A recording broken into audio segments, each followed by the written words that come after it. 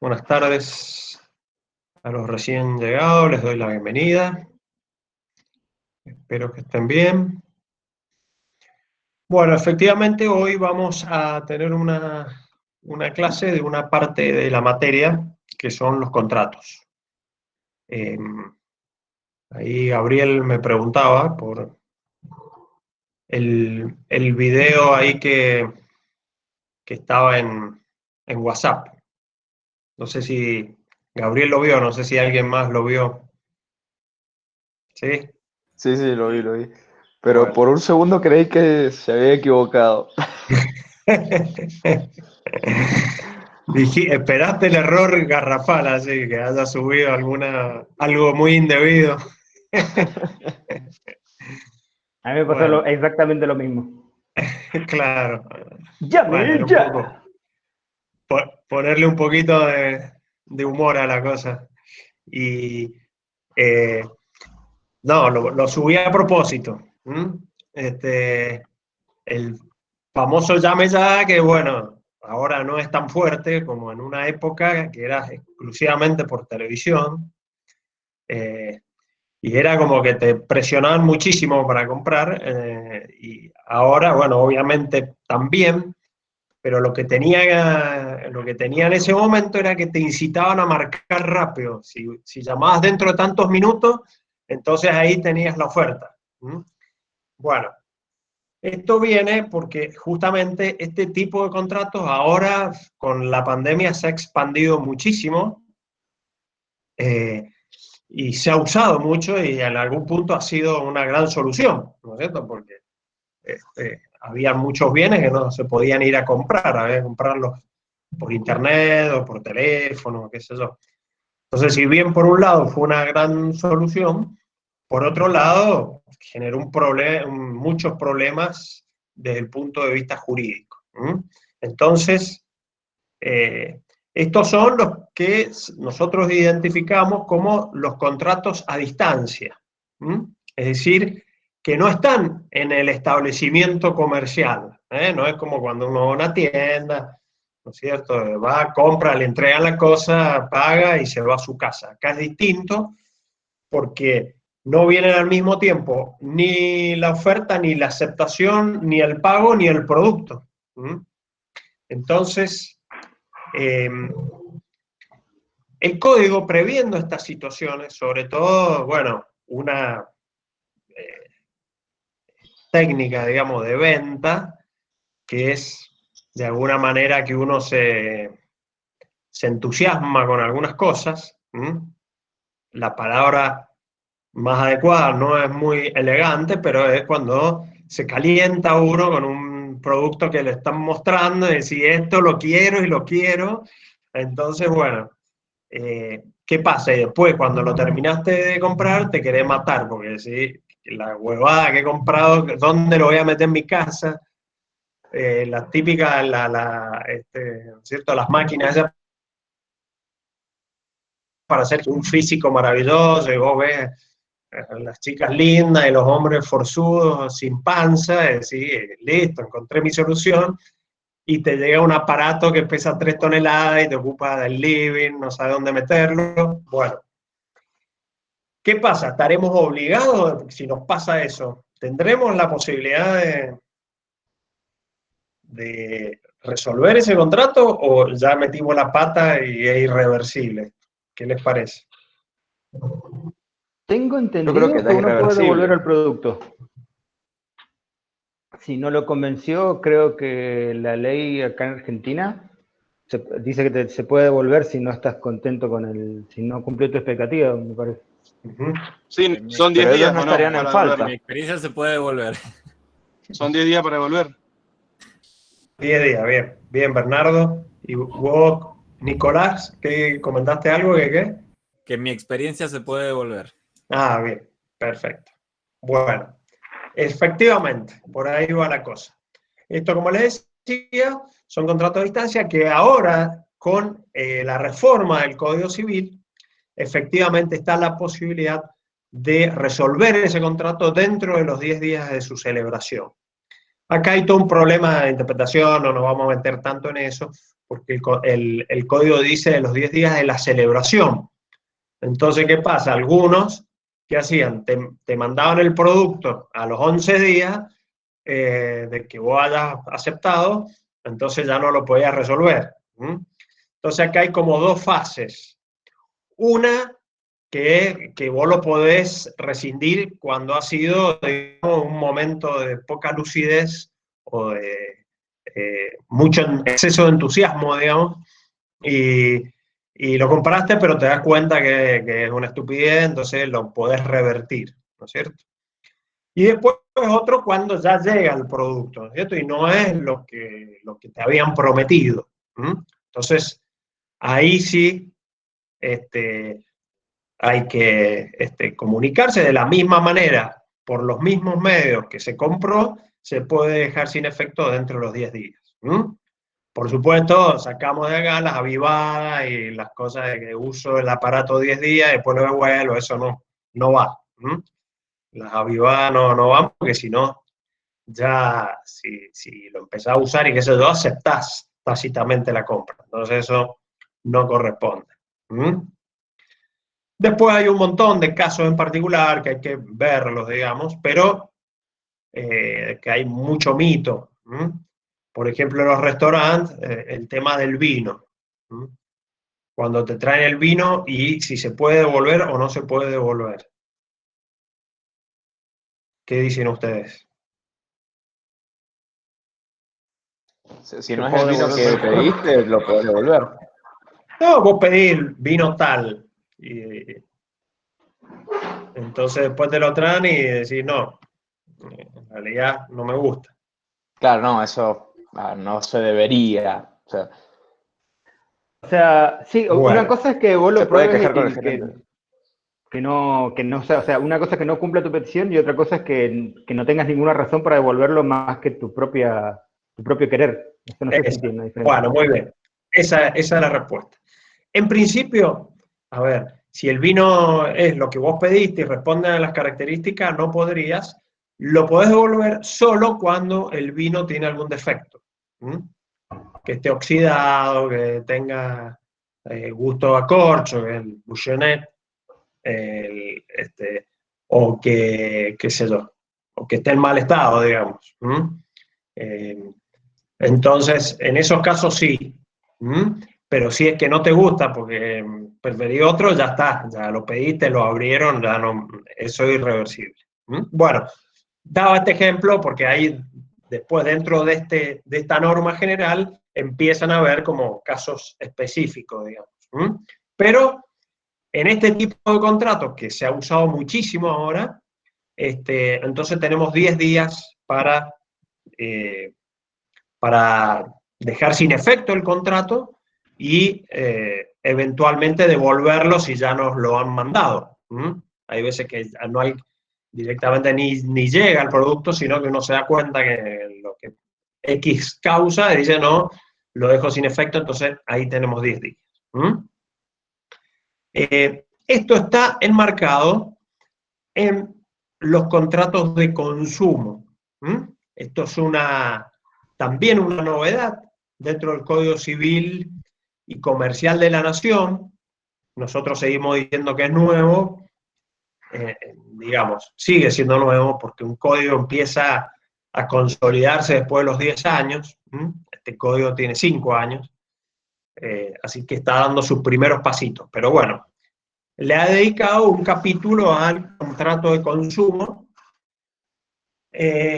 y que está todo justamente este tipo de contrato, ¿no?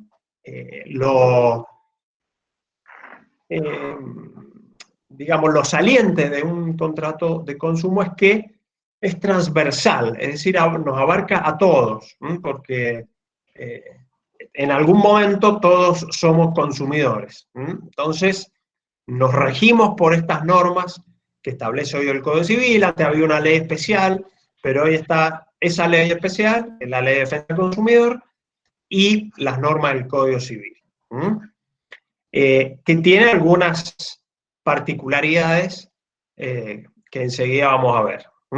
Ahora lo que vamos a hacer es vamos a repasar algunos conceptos básicos de contrato para que ustedes tengan de dónde viene este tema y después vamos a desarrollar más en profundidad el contrato de consumo.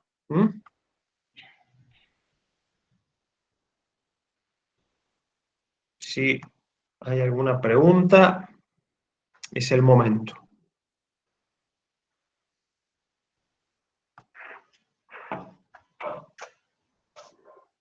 Bueno, ahí estamos con el tema de hoy, que son los contratos. Dos palabritas para empezar. Ahí el primer punto que dice unificación se refiere a que hoy los contratos están unificados en el Código Civil y Comercial. Hasta la sanción del Código existían contratos civiles y contratos comerciales regulados en el Código Civil y en el Código de Comercio. Esto era un gran problema respecto a la competencia, respecto a qué código regía, etcétera, etcétera. Hoy ese problema se terminó. Está todo regido en el mismo código. Las principales características del nuevo código y en particular en materia de contrato es que se fijan especialmente principios que antes, digamos, de alguna manera se mencionaban, lo hablaba la doctrina, algunos jueces, pero que no estaba en el código. Es el principio de buena fe, el principio de libertad de contratación, es decir, en principio todos los contratos que nosotros celebremos son válidos, todas las cláusulas que nosotros celebremos son válidas. Este va a ser el principio general. Y el principio de evitar el abuso, que ya lo vamos a ver enseguida en particular, pero bueno, es evitar el aprovechamiento de cuando hay dos o más partes en un contrato, de la parte que tiene, digamos, que está en mejor posición para contratar. La definición no importa tanto, lo decimos para circunscribir el tema. Es un acto jurídico mediante el cual dos o más partes manifiestan su consentimiento para crear, regular, modificar, transferir o extinguir relaciones jurídicas patrimoniales. Esto es parecido al acto jurídico, pero en este caso dirigido a las relaciones jurídicas patrimoniales exclusivamente. Salud, Blanca. Esperemos que no sea COVID. Bueno, vamos a los requisitos para que exista un contrato. El primer requisito es el consentimiento. Esto es un poco lo que, como empezamos a hablar hoy, ¿no es cierto? El consentimiento es prestar el consentimiento, es aceptar una oferta. En el caso concreto, nosotros nos hacen una oferta y cuando nosotros aceptamos, ahí estamos prestando el consentimiento. Eso es cuando hay una oferta, por ejemplo, pública, pero nosotros lo aceptamos en forma particular. En el caso del contrato, que se celebra por escrito, por ejemplo, bueno, el consentimiento está, ¿no es cierto?, en el momento que aceptamos firmar el contrato y efectivamente lo firmamos, ahí ya estamos prestando el consentimiento. Entonces, en general el consentimiento es expreso, como les estoy contando ahora. Hay veces que se acepta el consentimiento tácito. Por ejemplo, donde uno ya tiene una relación con un proveedor o con algún cliente, entonces a veces se mandan las ofertas por escrito o una orden de compra y se dice, bueno, si en 10 días no es rechazada, se entiende que quedó celebrado el contrato y se empieza a enviar la mercadería y empieza a funcionar el contrato. Entonces ahí hay un requisito, hay un consentimiento tácito, al no haber sido rechazado dentro de ese plazo. Después la capacidad para celebrar los contratos es la capacidad general, que es la de ser mayor de edad, como ustedes ya saben, ahora es mayor de 18 años, y después vienen las particularidades, algunos tipos de contratos lo pueden celebrar los menores, los contratos, por supuesto, que no tienen cifras importantes, algunos contratos de transporte, como son los transportes urbanos, etcétera, no necesita la presencia ni la participación de un mayor. Pero el principio general es que sean mayores y después rigen las incapacidades generales que ustedes han visto cuando han visto personas. Así que no lo vamos a volver a reiterar. En cuanto al objeto, bueno, tiene algunos requisitos. Debe ser, por supuesto, lícito. Sí, nunca se puede hacer un contrato para cometer un delito, ¿no es cierto? Podría celebrar un contrato con un narcotraficante para que me traiga 10 kilos de cocaína. No tiene ninguna validez ese contrato. Por supuesto, debe ser posible. También esto está vinculado a posibles estafas y qué sé yo. Que sea determinado o determinable. ¿Qué quiere decir esto? Que o en el contrato se especifique exactamente cuál es el bien, o determinable puede ser que uno deje sometida la determinación de algunas de las prestaciones al momento de la entrega o del pago. Por ejemplo, ahora como hay mucha inflación en nuestro país, ya estamos acostumbrados a tener inflación, entonces, por ejemplo, en el pago se establecen cláusulas de estabilización. Entonces, al momento del pago tendrá que ser, por ejemplo, se fijan dólares en moneda extranjera, o lo que cueste, no sé, 10 kilos de cemento el día del vencimiento de esta obligación, etc. Esta es la manera, ¿no es cierto?, de garantizar la estabilidad del precio. Entonces eso sería un caso determinable. Es decir, tenemos las pautas para determinarlo. O, por ejemplo, no sé, las compras de cosechas. Hay algún tipo de contrato donde uno compra la cosecha futura. Entonces, bueno, yo tengo la forma de, no sé exactamente cómo va a ser la cosecha, pero es determinable. Es decir, te compro la cosecha de la viña tal, de tantas hectáreas, que se va a realizar en marzo, ¿no? Por ejemplo. Bueno. Por supuesto debe tener un valor económico y deben tener intereses las partes, ¿no es cierto? Después, en cuanto a la causa, ¿qué es lo que a nosotros nos motivó a hacer ese contrato? Que es la causa fin, es decir, qué es lo que yo tuve en miras a hacer este contrato. También lo que se llama la causa fuente, que en este caso particular va a ser el contrato. Es decir, de dónde surge esta obligación. En este caso va a ser, ¿no es cierto?, el acuerdo de voluntades para cumplir, ¿no es cierto?, un fin determinado. Pero a veces esa causa es muy importante porque nosotros ahí va a estar, digamos, determinado la finalidad de ese contrato. Entonces muchas veces se cumplen con todos los otros requisitos, pero no se ha cumplido con la causa que las partes tuvieron en miras. Por ejemplo, les voy a dar un ejemplo de una estafa muy famosa que se hizo en Mendoza hace ya muchos años. Se hizo un loteo que estaba con vistas al río Desaguadero en el medio del desierto, ahí en el límite con San Luis, una zona absolutamente desértica.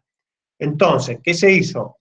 Se hicieron los planos catastrales, se hicieron todas las maquetas, ¿no es cierto?, para vender, lo que sé yo, y, por supuesto, vendían, era un paraíso, un lugar, un río hermoso, con una arboleda magnífica, y venga acá el mirador de no sé qué cosa, le habían puesto un nombre hermoso, y lo empezaron a vender en Buenos Aires, y bueno, algunos porteños chorlitos cayeron en la trampa y se compraron el famoso lote acá, absolutamente en el medio del desierto.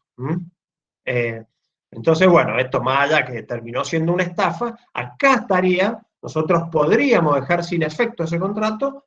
¿Por qué? Porque acá está faltando la causa fin, o se ha vulnerado la causa fin. Porque yo lo hice con un sueño que era tener mi casa en un lugar lindo, con árboles, con un río, con no sé qué, y resulta que me han dado una cuestión en medio del desierto que no sirve para nada. Entonces, esa es la importancia de la causa. Y por último, la forma, como decíamos más temprano, es si tiene alguna formalidad ese contrato, es decir, si es por escrito, o si es informal y con el solo hecho de que sea verbal, tiene validez el contrato. Acá solamente hay ciertos contratos que se los denomina ab solemnitatem, es decir, que solamente se pueden hacer de esa forma, no hay otra manera de hacerlo. El típico ejemplo es el matrimonio. Un matrimonio uno lo tiene que hacer frente al registro civil y ante un oficial público y con testigos, ¿no es cierto? Está perfectamente regulado. Si no lo hago así, no es un matrimonio. Puede ser cualquier otra cosa, si quieren una unión convivencial, pero no es un matrimonio. Eso es que es ab solemnitatem. Entonces, hay formas que son necesarias para que exista el contrato. Las otras son necesarias para aprobar el contrato. Por ejemplo, en la compraventa de un inmueble se hace por escritura pública. Entonces, si yo lo hice por un papel entre partes, un boleto compraventa, lo que yo voy a tener es un derecho a exigir la escritura, pero el contrato va a ser válido. ¿Se entiende? Es decir, si bien ahí hay un error en la forma, igualmente yo tengo el derecho, sigue existiendo, el contrato sigue existiendo, y yo le voy a poder reclamar a la otra parte que me escriture. Entre los caracteres generales de todo contrato, como hablábamos recién, la libertad de contratación, es decir, estamos libres de hacer cualquier contrato y van a ser válidos en principio. Esto es lo que se llama el efecto vinculante. Nosotros, el contrato que celebremos lo tenemos que cumplir.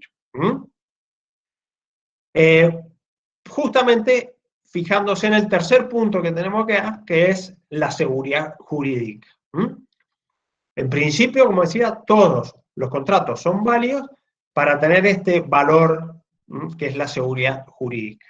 Porque si nosotros relativizamos todos los contratos, entramos en una inseguridad que, digamos, los contratantes no pueden prever inversiones o gastos o lo que sea, justamente porque no sabemos lo que va a pasar en el contrato.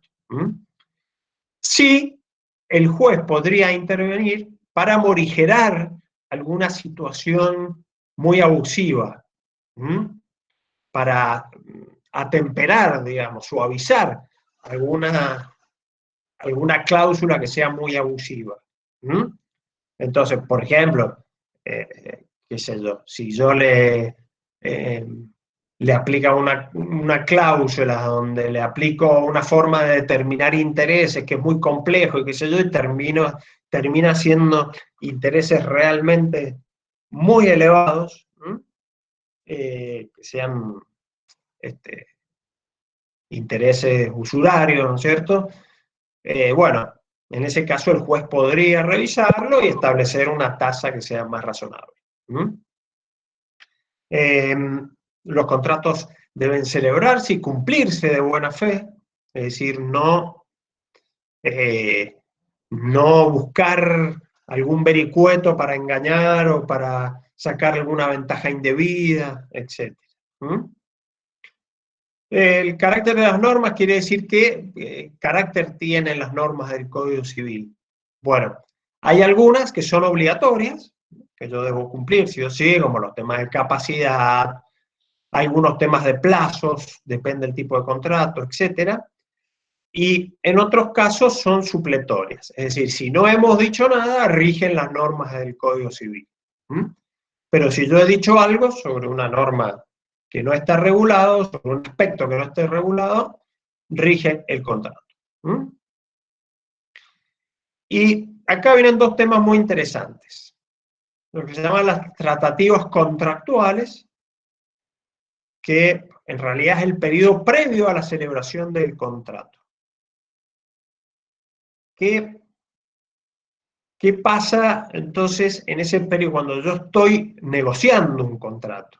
Estoy en la etapa previa, estoy en las conversaciones de ese contrato. Bueno, esto antes no estaba regulado y el nuevo código lo regula y también es un acierto que lo regule. Porque en principio, como toda negociación, puede no dar sus frutos y no avanzar en el contrato. Lo que sí no puedo hacer es también transgredir, en este caso, esas normas de la buena fe, las normas que ya incluso superan la buena fe y que tienen que ver con inversiones económicas, etc. Si yo voy avanzando en un contrato y están dadas todas las condiciones que una de las partes ha pedido y seguimos avanzando, y yo estoy ya haciendo inversiones porque estoy ya trabajando, no sé, en los modelos, en los planos, etcétera, e intempestivamente, infundadamente, una de las partes dice, no, ahora no hago nada. Después que se avanzó, ¿no es cierto? Y, digamos, estamos avanzando con toda lógica hacia el fin y estamos cumpliendo con todas las pautas que nos han pedido, bueno, esa persona de un día para otro, sin razón alguna, no puede rescindirlo o frenar o dejar sin efecto las conversaciones sin algún fundamento lógico, ¿no es cierto? Porque yo me ha generado ciertas expectativas que se han manifestado en hechos concretos, como les decía, ya estoy, por ejemplo, haciendo inversiones, trabajando, no sé, en planos, en maquetas, en cuestiones, comprando materiales, insumos, qué sé yo, porque era, digamos, la consecuencia lógica de esa tratativa es terminar celebrando el contrato. Entonces, si se ha producido un daño, ese daño es indemnizable. Pero se tienen que dar estrictamente estas características y estos requisitos. No es que yo empiezo a negociar con alguien y estoy obligado a firmar ese contrato, no. Si uno está en negociaciones, por supuesto que puede seguir negociando, y si no se ponen de acuerdo, no hay ningún problema, no va a haber consecuencias para las partes. Lo que pasa que, como les decía recién, si el contrato avanza y se van, y yo voy brindándole todas las posibilidades a la otra parte y colmando sus expectativas y hemos seguido para adelante, es lógico que no pueda rescindirlo o dejarlo sin efecto unilateralmente y sin ningún fundamento. Ese es un poco el concepto. Distinto es el caso con el último punto acá que dice seña, señal o arras. ¿Alguien sabe qué es eso?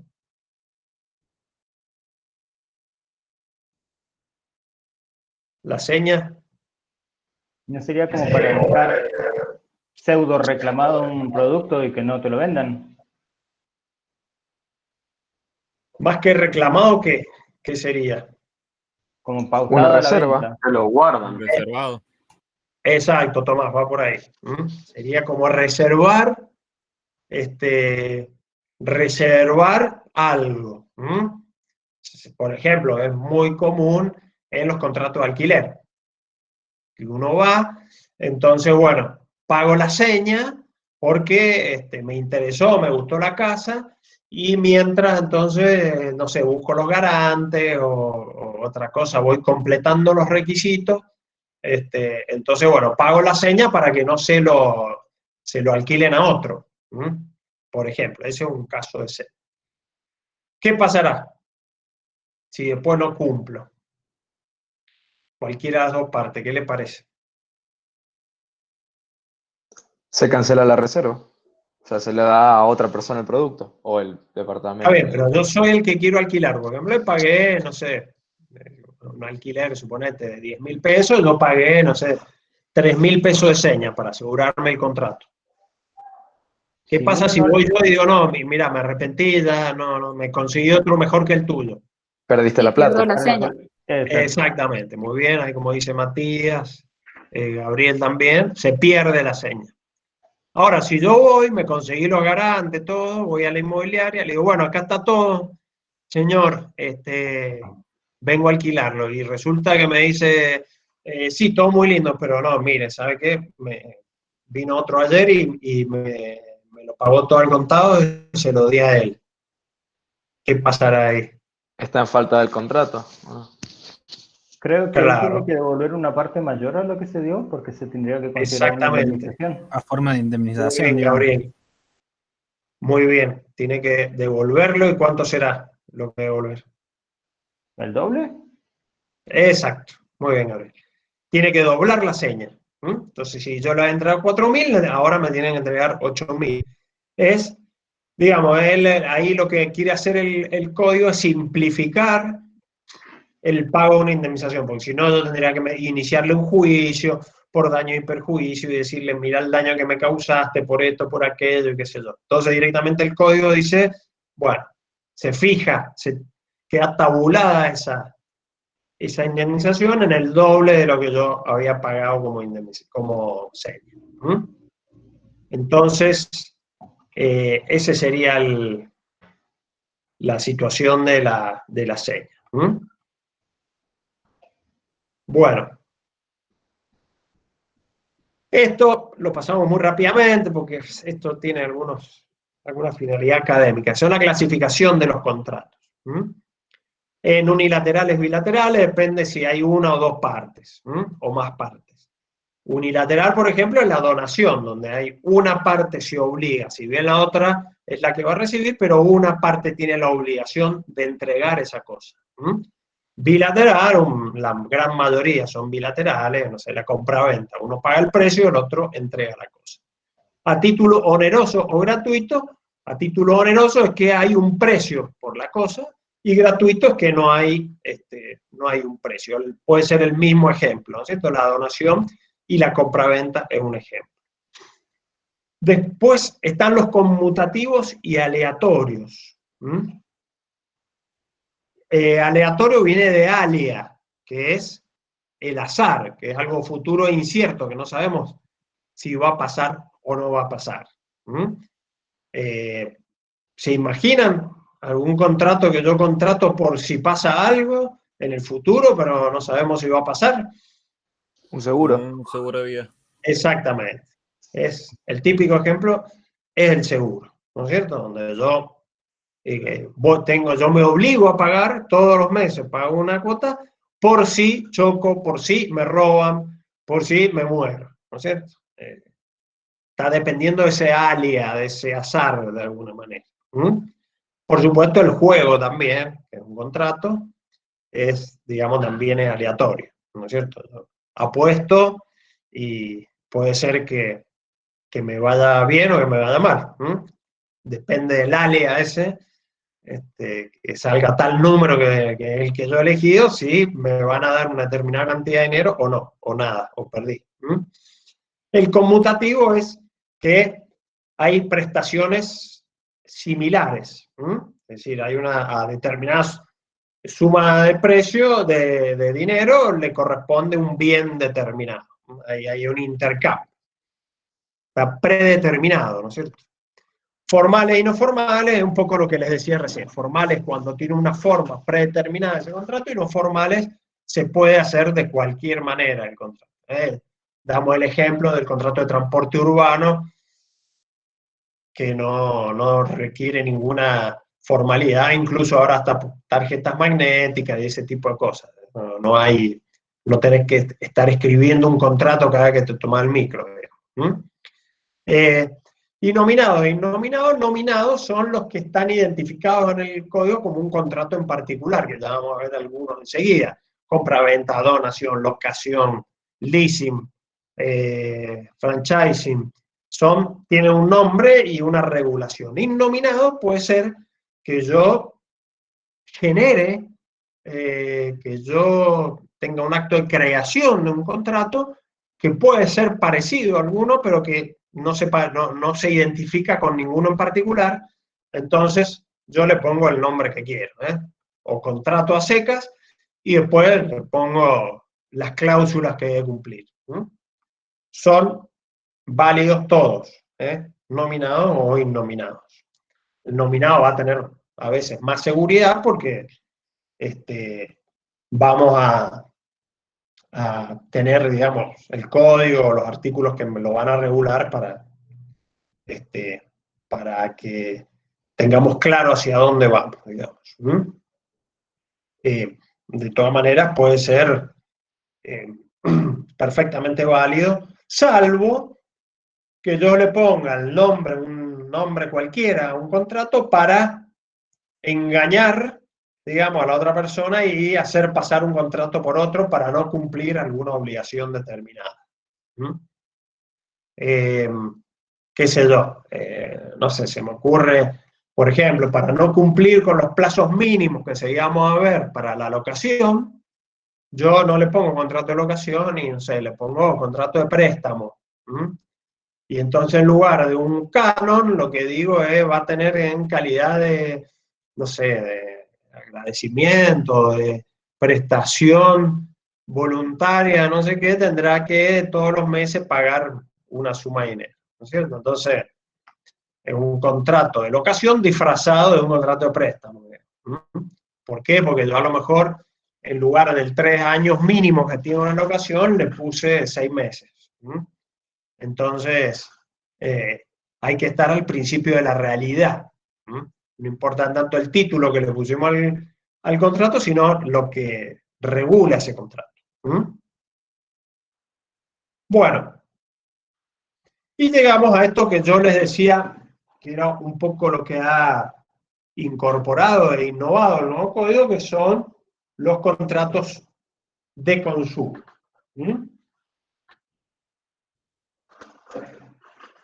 Son los contratos de consumo, es siempre que participa un consumidor. Ese es un contrato de consumo. ¿Cuál va a ser? ¿Cuándo somos consumidores nosotros? ¿Qué les parece?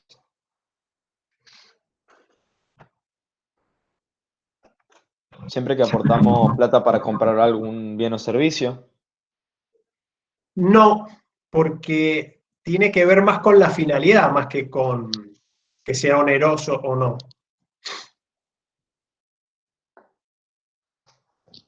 ¿Qué tengo que ser yo para que me consideren consumidor?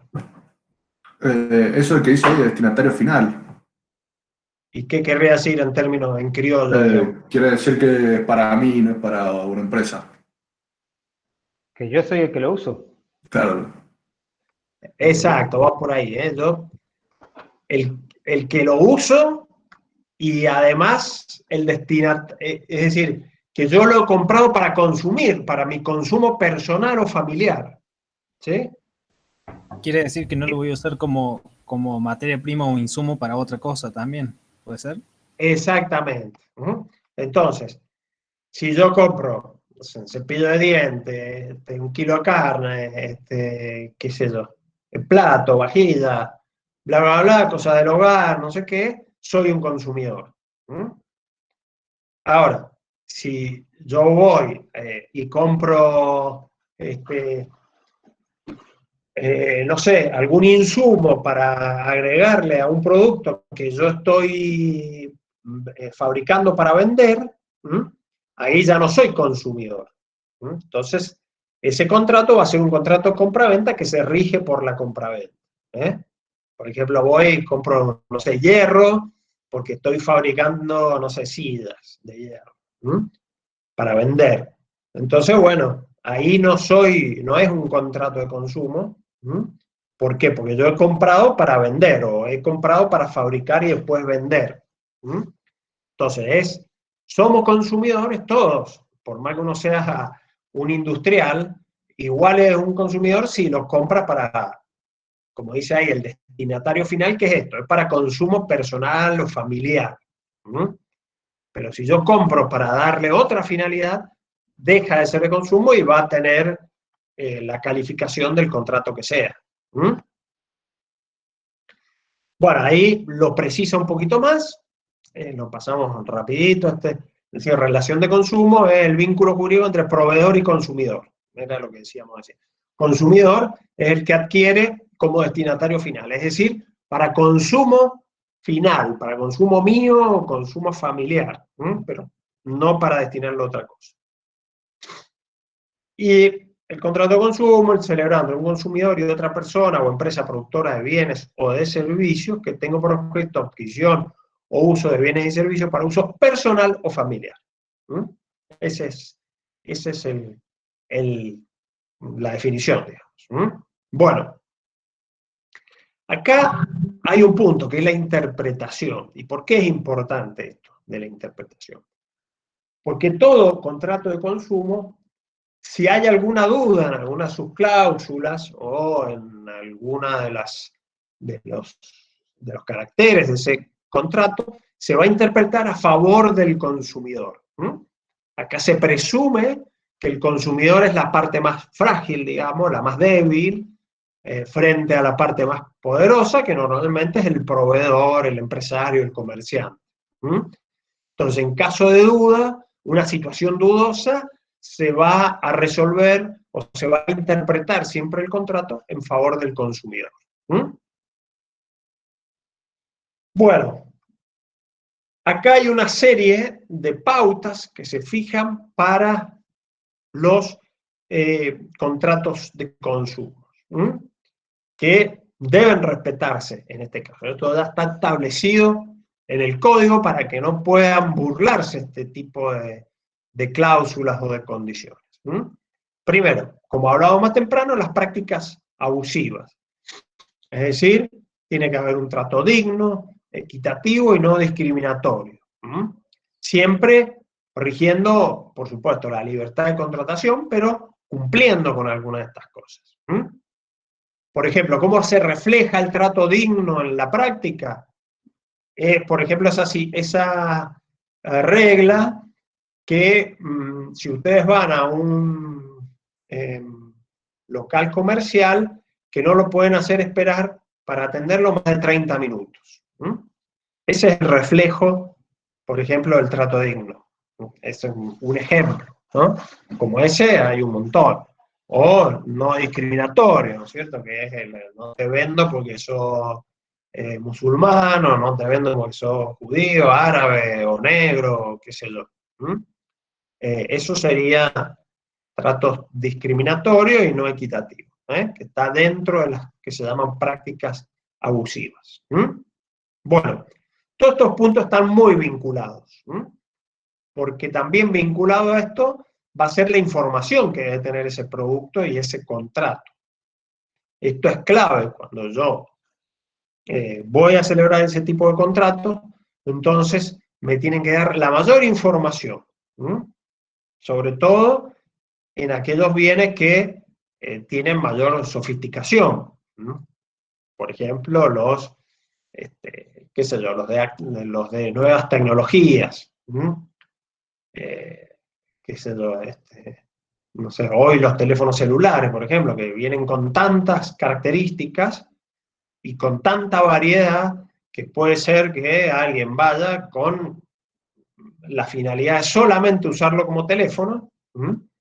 Entonces, me tienen que dar esa información, porque a lo mejor esta persona lo compró con las intenciones de tener cámara, de filmar, de tener WhatsApp, de tener internet, de todas las cosas que trae ahora los teléfonos, archivos, guardar fotos, guardar documentos, y resulta que lo empieza a usar y no tiene nada de eso. Entonces ahí falló la información, que debe ser, como dice ahí, detallada y gratuita.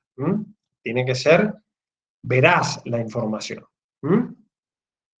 Y acá, lo, digamos, peligroso para los proveedores y la ventaja para los consumidores es que se invierte acá lo que se llama la carga de la prueba. Es decir, la empresa debe demostrar que me brindó toda la información. Para que lo que yo compre o lo que yo compré realmente me sirva o esté destinado realmente o lo pueda destinar a lo que yo necesito.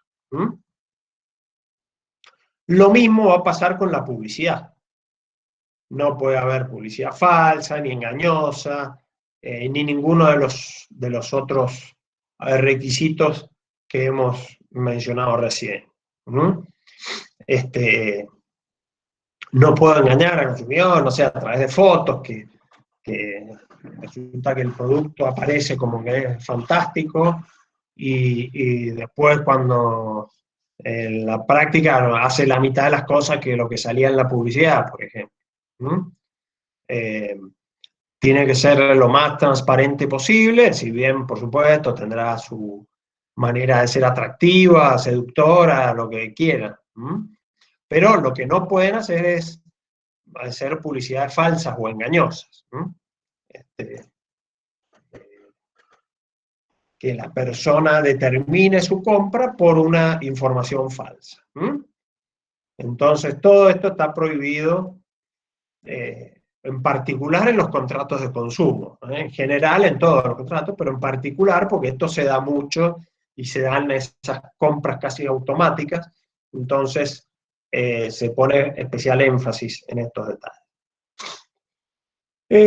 Las cláusulas abusivas, y dice acá desequilibrio, es cuando dentro del contrato hay alguna cláusula que se convierte en abusiva. Convierte ese contrato en un contrato abusivo, que puede ser en alguna de las características del producto, en algunas de las características de la, qué sé yo, de la financiación, podría ser, o de la entrega del producto, o lo que fuere.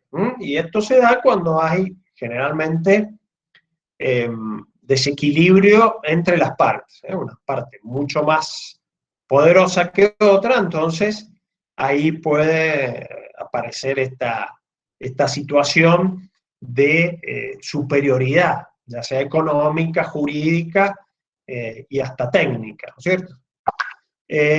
Acá se dan los que conocemos como contratos predispuestos, que son, como se dice habitualmente, que uno no lee la letra chica que se dice, ¿no es cierto?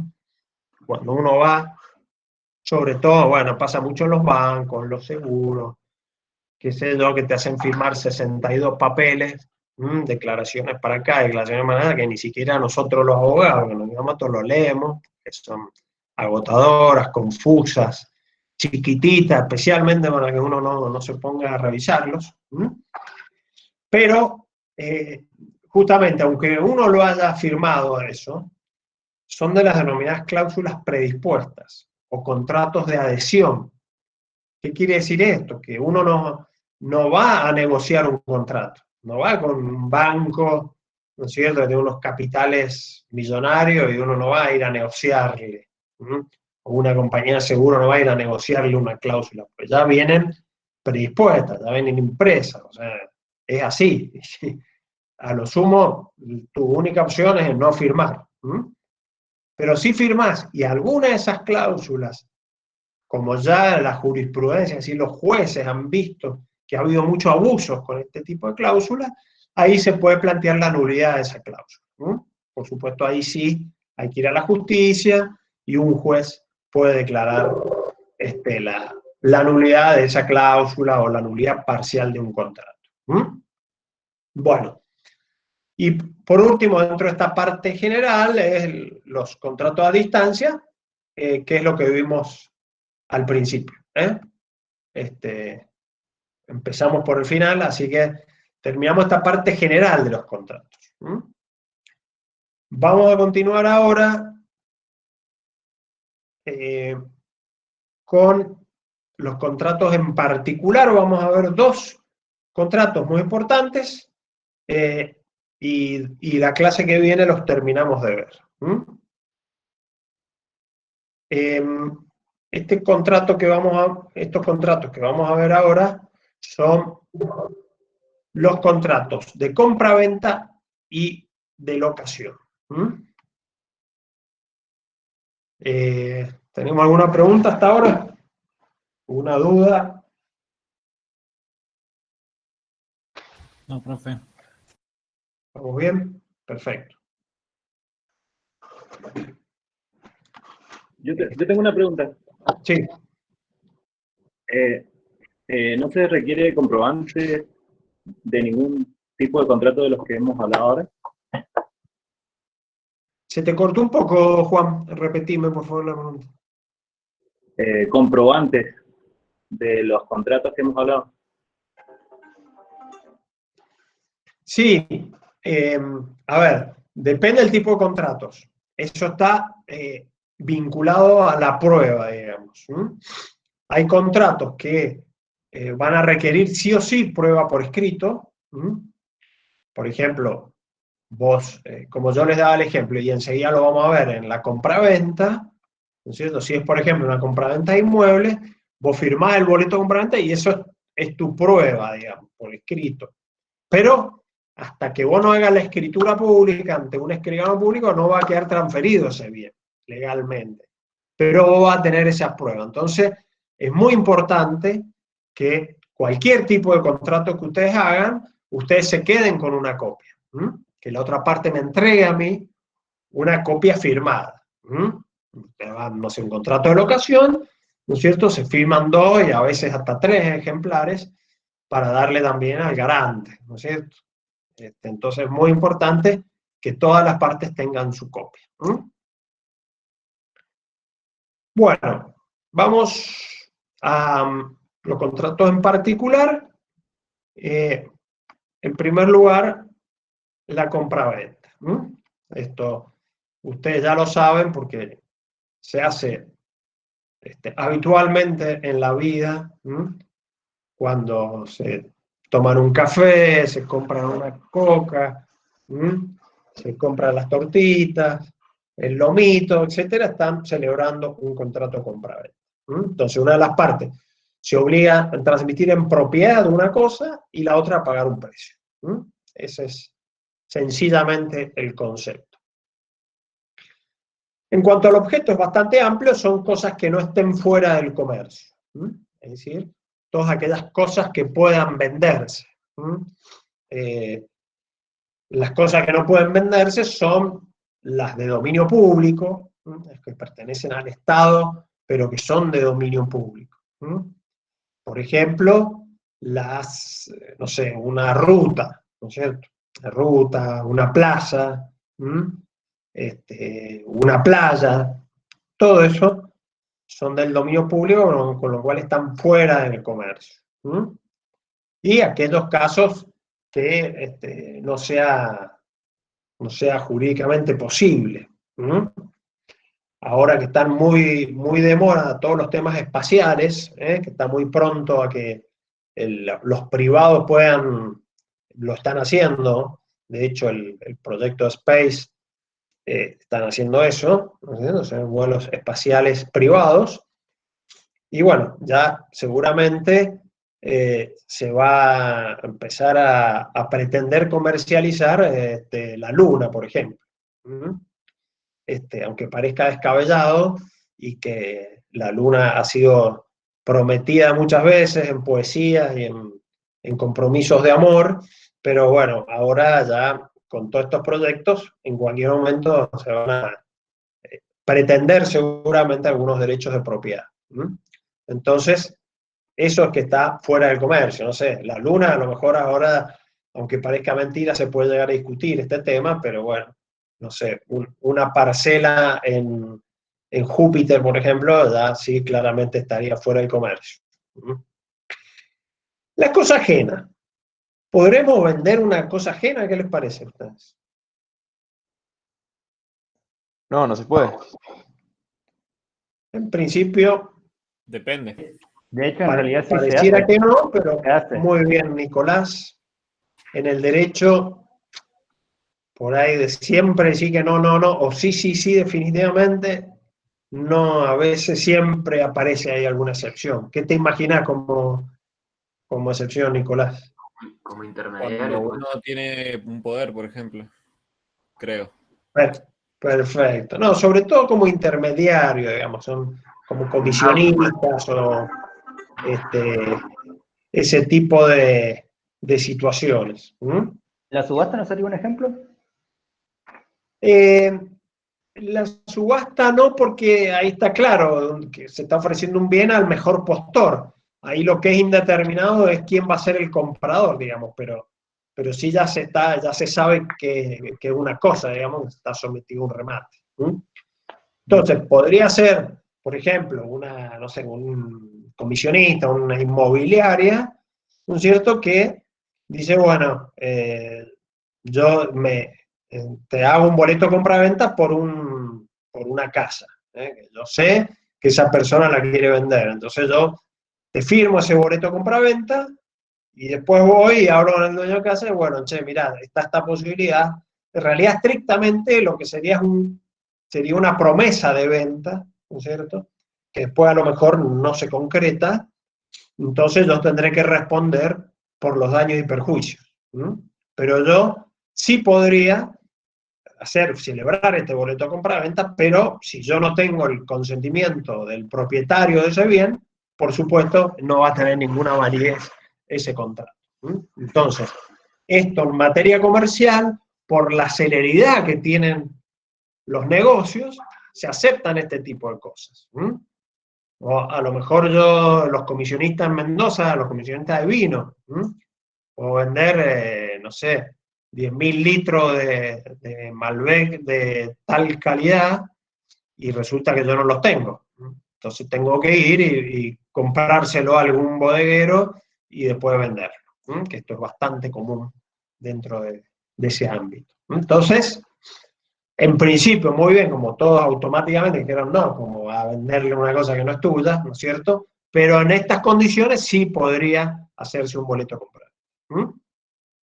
Bueno, en cuanto al precio, ya hablábamos más temprano, ¿no es cierto? Determinado determinable, cuando, sobre todo en las ventas a plazo, ¿no es cierto?, que en nuestro país, que desgraciadamente tenemos el flagelo de la inflación, necesitamos poner una cláusula, incluir alguna cláusula de estabilidad. Entonces puede ser que sean cláusulas de precio o valor de algún bien determinado, como decíamos más temprano, el ejemplo del equivalente a tantas bolsas de cemento, el equivalente a tantos litros de nafta, etcétera, o lo que más se usaba era la cláusula dólar, digamos. Pero bueno, el dólar es tan volátil también que es un poco que no sé, ya es demasiado riesgoso, digamos. Ese es el tema, el problema que presenta hoy el dólar. Bueno, me hicieron una pregunta. Nicolás, que tiene la pantalla en negro, no sé el resto cómo están, si están bien o... No sé. Claro, yo también tengo la pantalla en negro, sí, sí. ¿En serio? ¿Será un problema de mi compu entonces?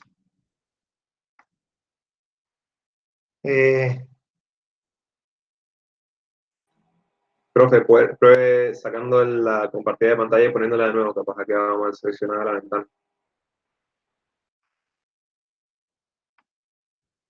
Ahí. ¿No mejora? No, todavía no abre. Se salió la compartida, pero todavía no empieza.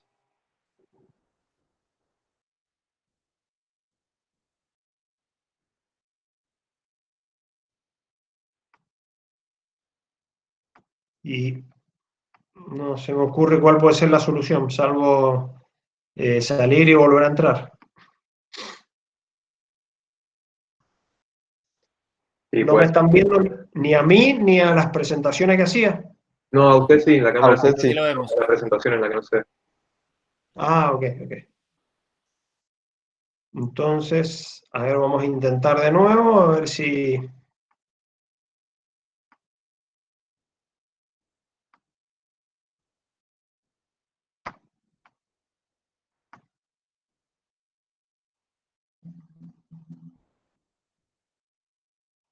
¿Ahí se ve?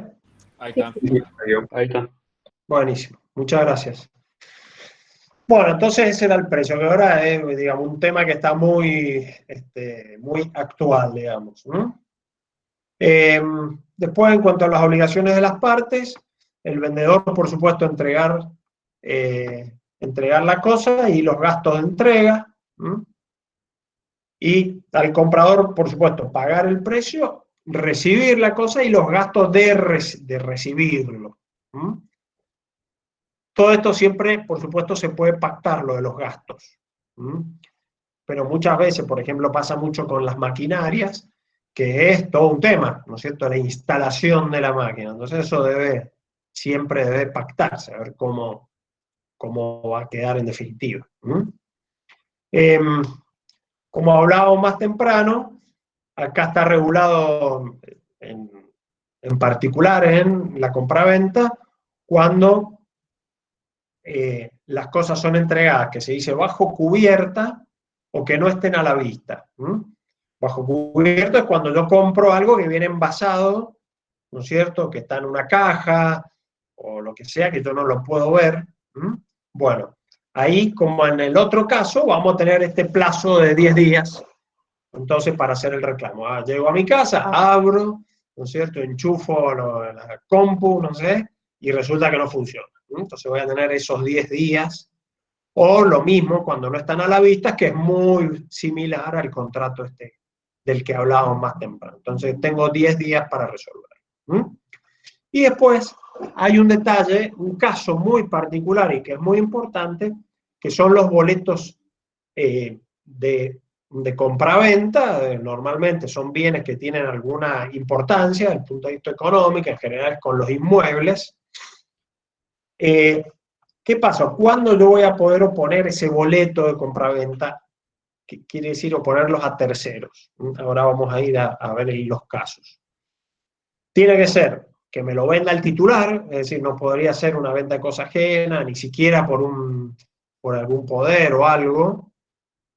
Debo haber pagado por lo menos el 25% del bien, debe tener fecha cierta y publicidad.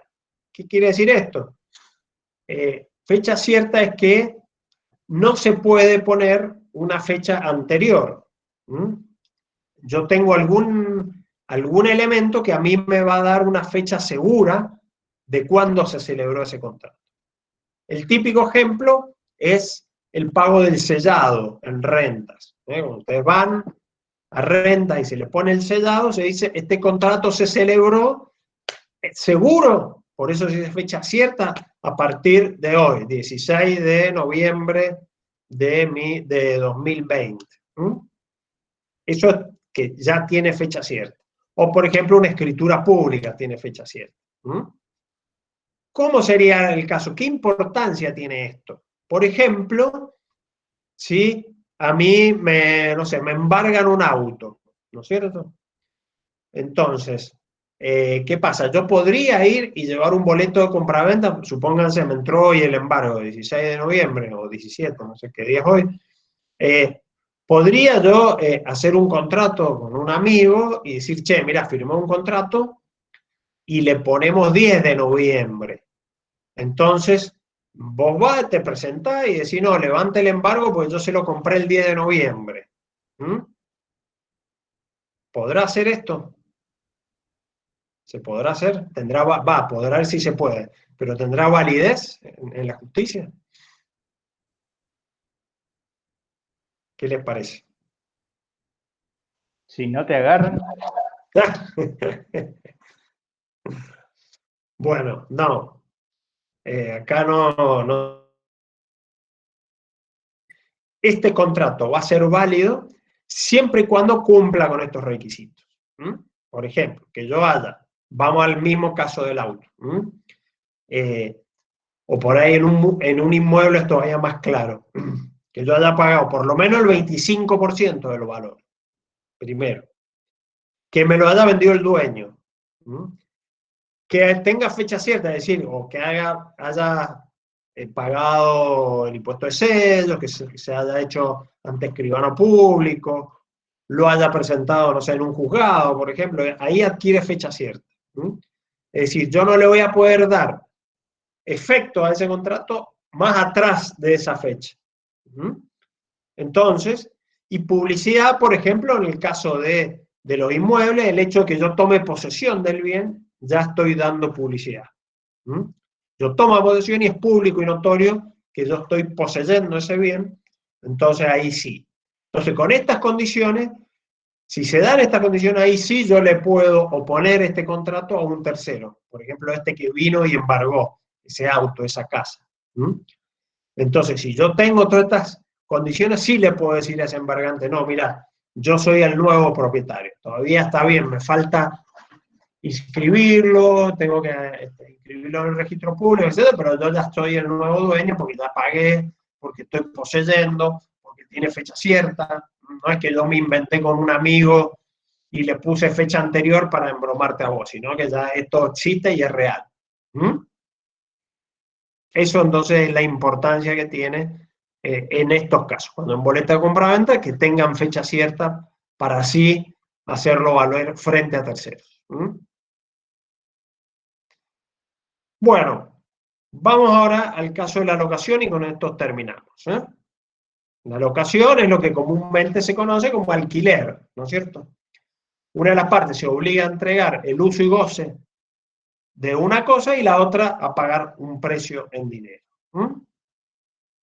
El contrato, acá sí se exige una forma, que debe ser por escrito, ese contrato de alquiler, y sobre todo el primer contrato. Después las prórrogas se exige que sea por escrito, pero si sigue tácitamente el contrato, tiene validez. Muchas veces las partes empiezan a tener confianza y en lugar de firmar otro contrato, siguen pagando el alquiler y el otro le da el recibo y se entiende que se ha renovado automáticamente. En cuanto al objeto, también lo mismo que la compraventa, cosas que estén en el comercio. Hay una cláusula especial acá que prohíbe la inclusión de discriminar, digamos, a personas con capacidades restringidas. En algunos contratos antes se utilizaban algunas de estas cláusulas para después evitar si hay un desalojo, que no pueden hacer el desalojo por estas circunstancias, bla, bla, bla. Entonces ahora directamente es nula esa cláusula porque es una cláusula discriminatoria. En las locaciones para habitación, digamos, para vivienda, no se va a poder exigir más del adelanto de un mes, es decir, en el contrato de alquiler se paga por adelantado, ¿no es cierto? Pero no se va a poder exigir el pago por adelantado más de un mes. No se puede decir, bueno, pagame los 6 meses, por ejemplo. Sino solamente el primer mes. El depósito se pone un depósito máximo, que es un mes por año de contrato. No se va a poder exigir como depósito de garantía más de eso. Y por último, no se puede exigir el pago del valor llave. ¿Qué es esto? ¿Alguien sabe lo que es el valor llave? La verdad que nunca lo había escuchado, parece, no me lo han cobrado. Ajá, He tenido qué la suerte. ¿Alguien lo ha sufrido esto? Bueno, esto se da mucho en los contratos comerciales. ¿Y cuál era un poco la excusa para cobrar una suma determinada cuando uno hacía un contrato? Es decir, mirá, acá antes funcionaba, qué sé yo, una panadería, que hay una gran cantidad de clientes que yo tengo, y que bueno, ahora vos vas a poner, no sé, si bien vas a vender sándwich, bueno, digamos, mis clientes te están vinculando acá, está bien, no van a vender pan, pero sí algo parecido, entonces vos me tenés que pagar una suma determinada por los clientes que yo te estoy aportando. Bueno, eso está prohibido sobre todo en materia habitacional o en vivienda. Acá muchas veces se usaba esta excusa para cobrar algún plus para entrar a habitar alguna casa, algún departamento, etc. Entonces esto está directamente prohibido en el caso de las viviendas.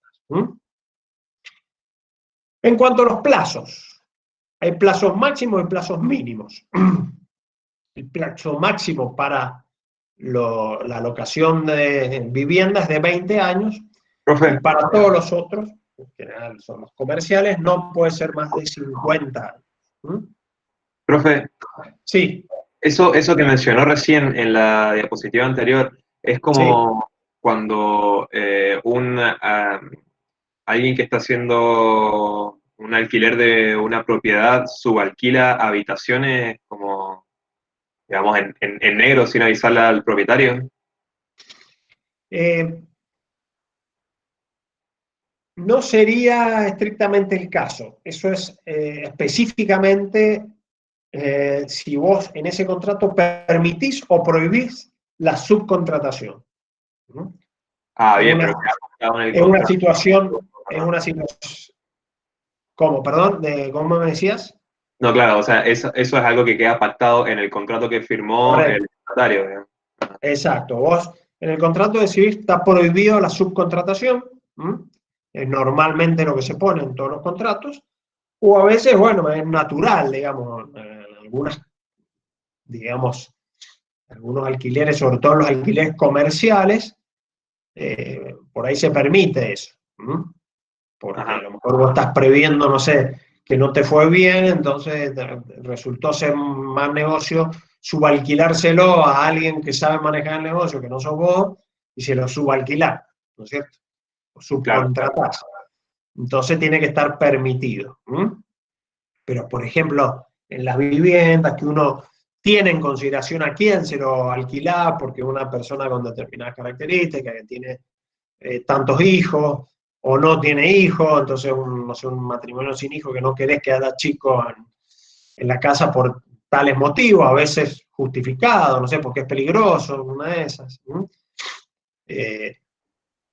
Siempre y cuando no sea discriminatorio, digamos, se puede poner este tipo de límites. Bien, perfecto.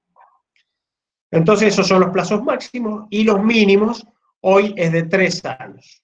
Hasta hace poco eran 2 años, ahora se ha extendido, se ha reformado el código en ese punto y se exige un mínimo de 3 años, salvo en estas excepciones que mencionamos ahí. En los casos de embajadas, de consulados, que a veces están por poco tiempo. El caso de turismo, ¿no es cierto? El Airbnb, por ejemplo, que está ahora muy de moda, son temporarios, ¿no es cierto? Es para turismo, uno va una semana a algún lugar y puede alquilar un departamento. Sería ilógico que te exijan que alquiles 2 años, ¿no es cierto? Pero debe estar claro que es un contrato de turismo. Justamente acá viene, ¿se acuerdan que yo les ponía el ejemplo de la importancia que es la causa? Acá la causa es el turismo. Ahora, si yo utilizo un contrato de turismo para violar estos 3 años mínimos y decir te lo alquilo por 2 meses, ¿no es cierto? Porque le pongo el disfraz que es un contrato de turismo para evadirme el mínimo 3 años y ahí esa cláusula no va a tener validez. Si yo lo que quiero es, digamos, violentar esa cláusula, se va a declarar la nulidad y el inquilino va a poder quedarse los 3 años, por supuesto pagando, cumpliendo las cláusulas, todo. No es que se va a quedar gratis, no. Se podrá quedar, ¿no es cierto?, cumpliendo con todas las obligaciones como cualquier inquilino, pero sí va a poder exigir esos 3 años de mínimo. Después en las guardas de cosas, que es un contrato de depósito, pero yo puedo hacer un alquiler para guardar cosas, ¿no es cierto? Ahí sí no es necesario cumplir ese plazo mínimo. En los predios feriales también es común que se alquilen locales o como stand y cosas así. Y después en aquellos contratos donde se ha cumplido el fin, que esto es más, digamos, verdaderamente excepcional, ¿no es cierto?, que se dé una situación de este tipo, pero podría llegar a darse como un caso de excepción. Yo hice un alquiler determinado para, no sé, cumplir una finalidad que resulta que en lugar de, yo pensaba que me iba a llevar, no sé, 4 años y resulta que me llevó 1 año cumplir con esa finalidad, entonces ahí he cumplido con el fin, por supuesto es demostrable, debe estar en el contrato y todo. Si no es demostrable, si no está documentado, por supuesto que no tiene validez esa cláusula. Bueno, seguimos la clase que viene, ya deberíamos empezar con el leasing, que es un contrato muy interesante, pero ya viendo la hora lo dejamos para la próxima. Así que, bueno, si no hay más preguntas, damos por finalizada la clase. Enseguida continúan con Romero Day. ¿No tiene dudas sobre lo que hemos visto hoy? No, la verdad no. Bueno, buenísimo entonces. Nos vemos el lunes que viene. Nos vemos, profe. Descansen. Adiós. Chao chicos, que andan bien. Chao, chao.